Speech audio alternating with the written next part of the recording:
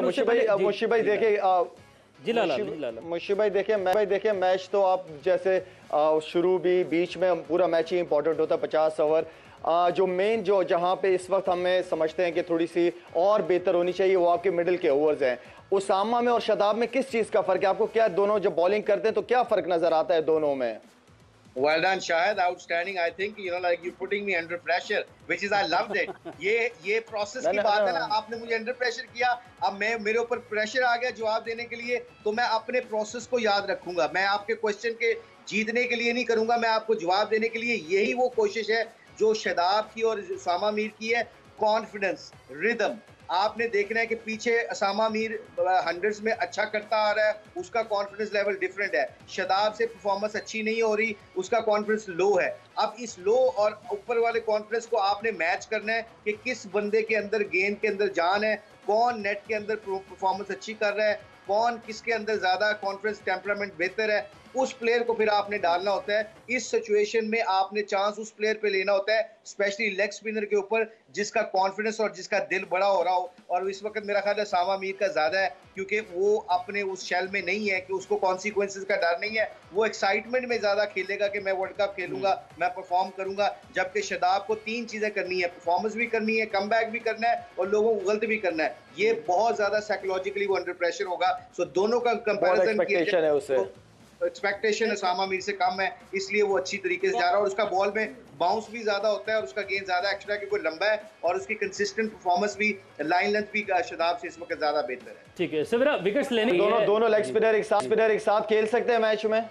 Outstanding, शायद क्यों नहीं खेल सकते? आपने न्यूजीलैंड के खिलाफ, इंग्लैंड के खिलाफ, West Indies sorry south Africa के खिलाफ जहां पे जिन कंट्रीज के खिलाफ ये बॉलर, ऐसे बॉलर जो कम खेले जाते हैं, कम होते हैं, वहां ऐसी कंट्रीज के खिलाफ आप 2 लेग स्पिनर को डाल सकते हैं। जैसे मेरा ख्याल सवेरा ने पहले प्रोग्राम में कहा था, चिराए की विकेट पिच स्पिन होती है तो आप 2 स्पिनर खिला दें, दोनों लेग स्पिनर।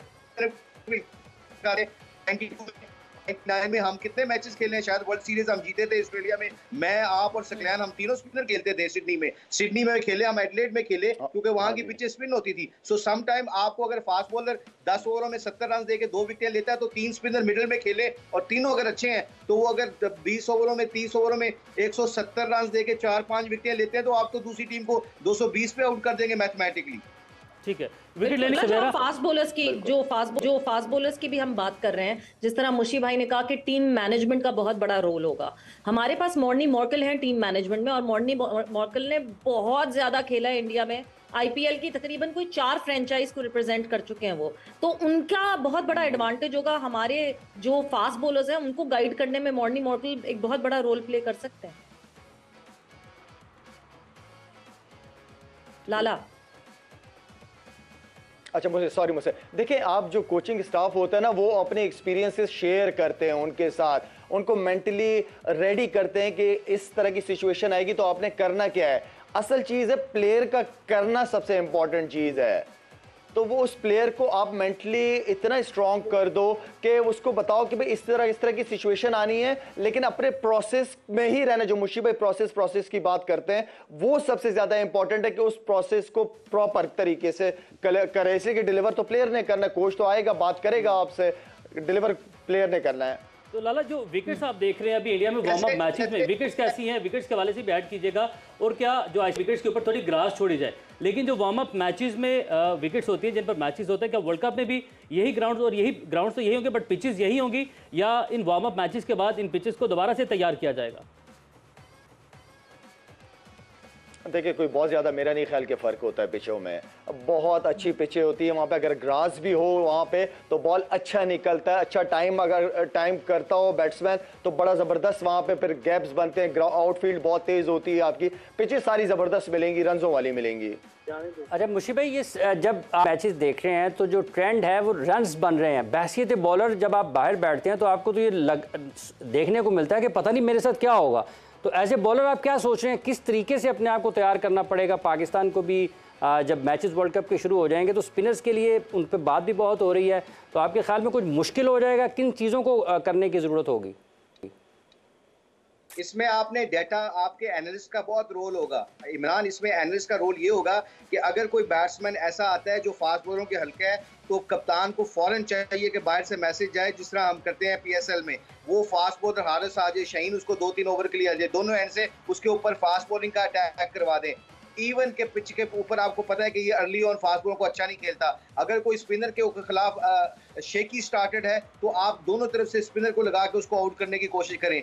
इन पिचों के ऊपर आपको रन रोकने के कभी सोचना नहीं चाहिए। इस पिचों के ऊपर आपको हर वक्त विकेट लेने का सोचते रहेंगे। अगर 7 ओवर, 8 ओवर, 9 ओवर भी जाएंगे, विकेटें मिलती रहेंगी हर 5 ओवरों में। 7 ओवर के बाद 1 विकेट मिलती रहेगी, तो आप दूसरी टीमों को 250 से नीचे कंटेन कर सकते हैं। हमें पता ही नहीं लगता कि विकेट जब आप लेने जाते हैं, आप फील्डरों से खेलते हैं, आप जब ये टेक्निक इख्तियार करते हैं ऑपोजिशन के खिलाफ, तो आपको पता नहीं चलता। हो सकता है कई ओवरों में आपको 10-10 रन भी पड़ रहे हो, जैसे मिड ऑन ऊपर बुला के स्पिनर को कोई भी करो, बॉलिंग मारो ऊपर से, इसका मतलब 2 चौके तो पड़ गए। मगर होगा क्या कि 1 विकेट मिली, केन विलियमसन को आपने आउट किया, तो आने वाले बैट्समैन के ऊपर प्रेशर हो गया, 5 ओवर आप आगे हो जाते हो। So wickets will bring you on those kind of pitches. आपने सिर्फ विकेट लेने का सोचना है। इसलिए मैंने जोर के तौर के एक प्रोग्राम में बोला था इंडियन जो हमारे कलीग से, कि आपने 5 जेन्युइन बॉलर खिलाने जो आपको विकेट दिला सकें।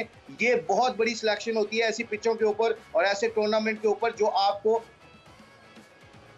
10 विकेट दिला सकें। टेस्ट क्रिकेट की तरह क्रिकेट होनी है। जो भी टीम 10 विकेट लेने की कोशिश करेगी, उनके पास चांसेस है कि वो 250 से नीचे दूसरी टीम को आउट कर सके। यूसुफ भाई, अभी बात की मोर्ने मोलकर की मौजूदगी का हमें फायदा हो सकता है। हमने देखा T20 वर्ल्ड कप में as a batting consultant mentor हमने मैथ्यू हेडन को टीम के साथ भेजा।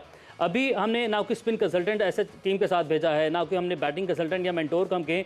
अगर हम बात कर रहे हैं कि हम यंग वाइब्रेंट लड़के भेजे हैं, एक्सपीरियंस की थोड़ी कमी है, तो हम क्यों ना अपने जो माजी के हमारे हीरोज़ हैं उनमें से किसी को एज अ मेंटोर टीम के साथ जोड़ दिया जाता, जो अपने तजर्बे से टीम को वहाँ पर लड़कों के साथ मौजूद होते और लड़के उससे फ़ायदा उठाते उस एक्सपीरियंस का।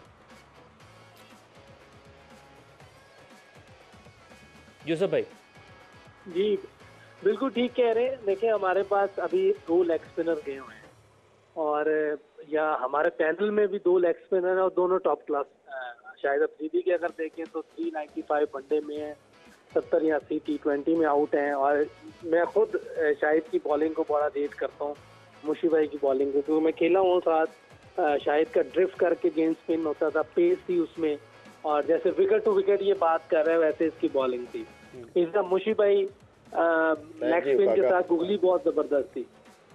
तो ये सारी चीजें जो है ये आपको फायदा देती है। अगर कोई भी हमारा ये जो दोनों बॉलर हैं, ये इनसे मशवरे ले लेते, अगर वो साथ नहीं गए मुशी भाई या शायद, तो इनसे मशवरे ले सकते हैं कि हम क्या करें वर्ल्ड कप में जाके। और दोनों के वर्ल्ड कप का एक्सपीरियंस बहुत है। शाहिद ने भी 4 वर्ल्ड कप खेले हैं, मुशी भाई ने 3-4 वर्ल्ड कप खेले हैं, परफॉर्मेंसेज दी हुई हैं बॉलिंग में।